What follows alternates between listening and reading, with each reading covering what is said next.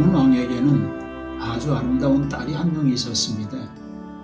솔로몬은 아름답고 사랑스러운 공주에게 과연 어떤 사람이 배필로 짝지어질 것인지 궁금해졌습니다. 그래서 어느 날 밤 별자리를 살펴보았습니다. 그러자 신랑 될 사람은 이 나라 안에서 가장 가난한 사람이란 점괘가 나왔습니다. 사랑하는 딸이 가난한 남자와 결혼할 것이라는 것에 기분이 상한 왕은 바다 한가운데의 윗담선 높은 탑 안에 공주를 살도록 했습니다. 그리고 모자라 이스라엘의 장로 중 70명을 뽑아 공주를 호위하게 했습니다. 그리고 물과 먹을 것을 충분히 넣어준 다음 출입문을 하나도 남기지 않고 봉해버렸습니다. 외부 사람은 아무도 접근하지 못하게 된 것입니다. 자, 이렇게 철저하게 봉쇄를 해놓았으니 하나님이라도 손쓸 도리가 없으실 테지. 솔로몬은 그렇게 생각하고 안심을 했습니다. 어느 날 밤 누더기를 걸친 한 젊은이가 길을 잃고는 허기진 배를 움켜쥐고 쉴 곳을 찾아 헤매고 있었습니다. 그의 눈에 소의 해골이 널려있는 풀밭이 보였습니다.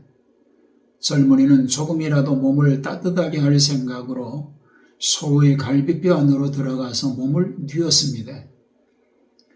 이 젊은이가 갈비뼈 안에서 잠들 무렵 어디선가 독수리 한 마리가 날아와서 이 젊은이가 있는 소의 뼈를 잡아채어 바다 한가운데 있는 성의 탑 꼭대기에 떨어뜨려 놓고 가버렸습니다. 그 탑은 바로 공주가 거처하는 탑이었습니다. 소의 갈비뼈가 놓여있는 탑의 지붕은 바로 공주의 방 지붕이었습니다. 이튿날 아침 일찍 잠이 깬 공주는 여느 때처럼 지붕 위를 쳐다보다가 젊은이를 발견했습니다.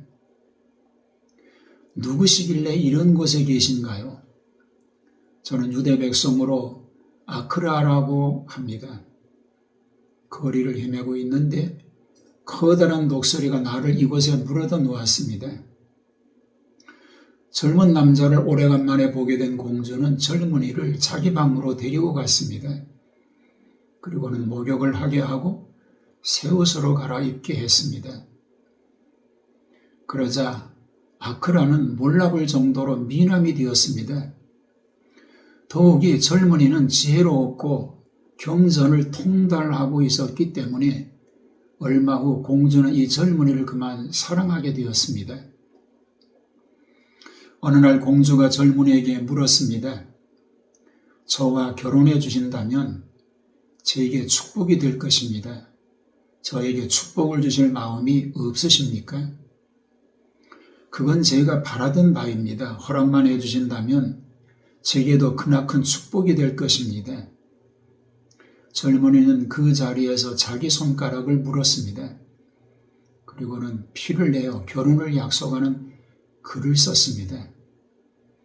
주님, 이제 우리는 결혼을 약속하였습니다.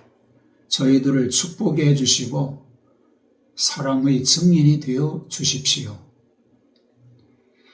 그리고 젊은이와 공주는 잠자리를 같이 했습니다. 드디어 공주는 아이를 잉태하게 되었습니다. 공주를 돌보고 있던 장로들은 공주의 몸에 이상한 기미가 있음을 느끼기 시작했습니다.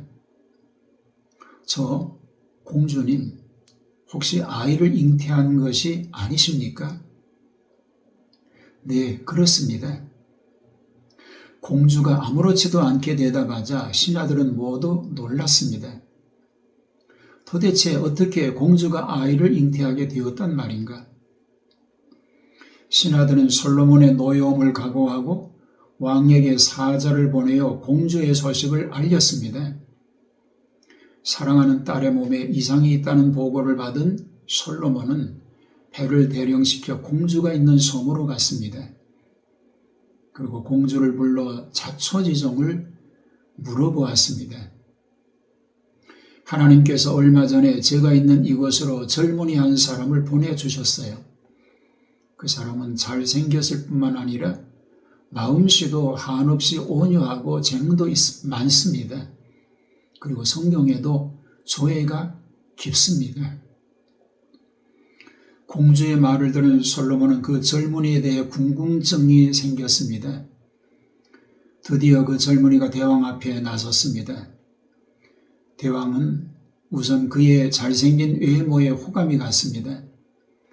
왕은 젊은이에게 이것저것 말을 시켜보다가 그의 부모와 가족에 관한 것, 그리고 고향을 묻게 되었습니다. 그런데 그의 대답을 들으니 대왕이 일찍이 별점을 보았을 때 공주의 배필이 되기로 했던 그 남자임이 밝혀졌습니다. 왕은 하나님의 위대하심에 다시 한번 감탄하며 주님을 칭송하였습니다. 그렇습니다. 모든 것이 다 하나님의 섭리요 은혜입니다. 행복한 2024년 마지막 주말 되기를 소망합니다. 감사합니다.